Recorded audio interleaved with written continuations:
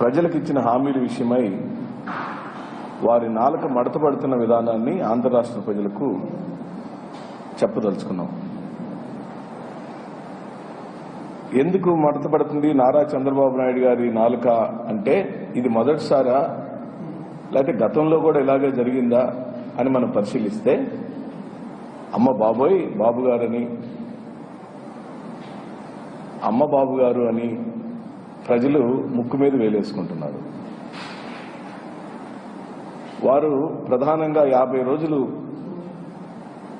పరిపాలించిన తదుపరి అసెంబ్లీ సాక్షిగా ఆన్ రికార్డ్ వారిచ్చిన హామీలు చూస్తే ఆయనకు భయం వేస్తున్నట్టుగా ఒక ఎక్స్ప్రెషన్ ఇచ్చారు. ఎన్నికలకు ముందు వారు ఇస్తున్న హామీలు అమలుపరచలేరని అవి అమలుకు సాధ్యం కావని వైఎస్ఆర్ కాంగ్రెస్ పార్టీ మాలాంటి వాళ్ళందరూ చెప్తున్నప్పుడు మీలాంటి పాత్రికేయ మిత్రులు వారిని అడిగారు, వైఎస్ఆర్ వాళ్ళు అమలుకు సాధ్యం కావంటున్నారండి, మీరు ఎలా దీన్ని అమలుపరచగలుగుతారని నారా చంద్రబాబు నాయుడు గారిని పాత్రికేయ మిత్రులు వైఎస్ఆర్ కాంగ్రెస్ పార్టీ తరఫున అడిగినప్పుడు నాకు సుదీర్ఘమైన రాజకీయ అనుభవం ఉంది, నేను చేసి చూపిస్తాను, సంపదను ఎలా సృష్టించాలో నాకు అపారమైన అనుభవం ఉంది కాబట్టి నేను ఇచ్చిన హామీలన్నిటినీ అమలు పరుస్తానని అన్నారు. ఆ సందర్భంలోనే మళ్ళీ విలేకరులు ఏమని ప్రశ్నించారంటే, మీరే కదా 1 నెల 2 నెలల క్రితం ఎన్నికల ప్రచారంలో మరో శ్రీలంక కాబోతుంది ఆంధ్రప్రదేశ్, మరో సోమాలియా కాబోతుంది ఆంధ్రప్రదేశ్, ఈయనిచ్చే అనగా జగన్మోహన్ రెడ్డి గారు ఇస్తున్నటువంటి సంక్షేమ పథకాల వల్ల రాష్ట్రం నాశనం అవుతుందని నారా చంద్రబాబు నాయుడు గారే అన్న విషయాన్ని వారు జ్ఞాపకం చేశారు.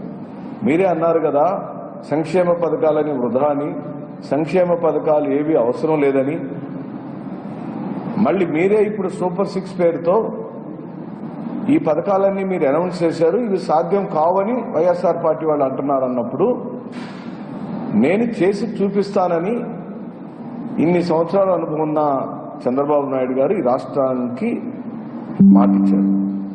నిజంగా మాకు ఆనందం కలిగింది.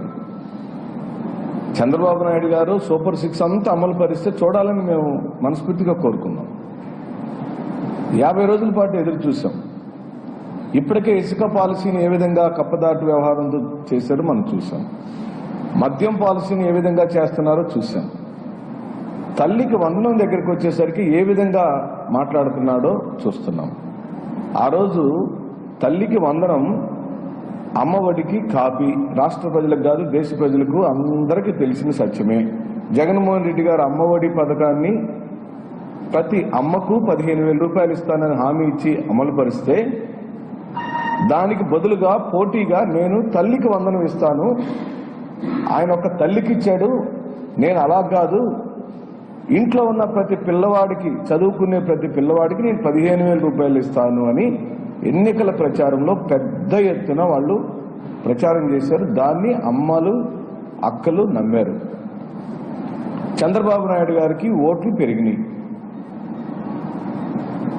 అదే కాదు చాలా హామీలు ఇచ్చారు. రైతులకు ఇచ్చిన హామీల గురించి మనం మాట్లాడదాము, ఉచిత బస్సు ప్రయాణం గురించి మాట్లాడదాము, అనేకమైన హామీలు ఏవేవైతే చంద్రబాబు నాయుడు గారు సూపర్ 6 పేరుతో ఇచ్చారో వాటి గురించి మాట్లాడదాం. ముందు తల్లికి వందనం మీద ఏ విధంగా వారు దాటివేత ధోరణి అమలు పరుస్తున్నారో చూద్దాం. ఇకపోతే నిన్న ఢిల్లీలో ఒక ప్రకటన చేశారు వారు.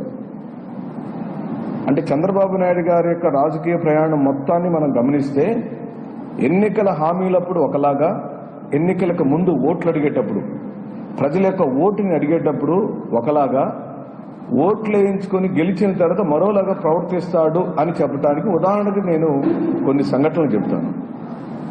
వారు ఈ 50 రోజుల కాలంలోనే 2 రకాలుగా ఎలా మాట్లాడాడో ఉదాహరణగా నేను చెబుతాను. ఇది ఆన్ రికార్డే. నేనే సొంత కవిత్వాలు ఎప్పుడు వైఎస్ఆర్ కాంగ్రెస్ పార్టీ చెప్పదు, చెప్పకూడదు కూడా.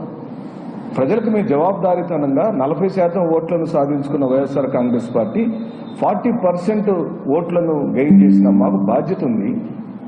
మేము బాధ్యతాయుతమైన ప్రతిపక్షంగా ప్రవర్తించాలి.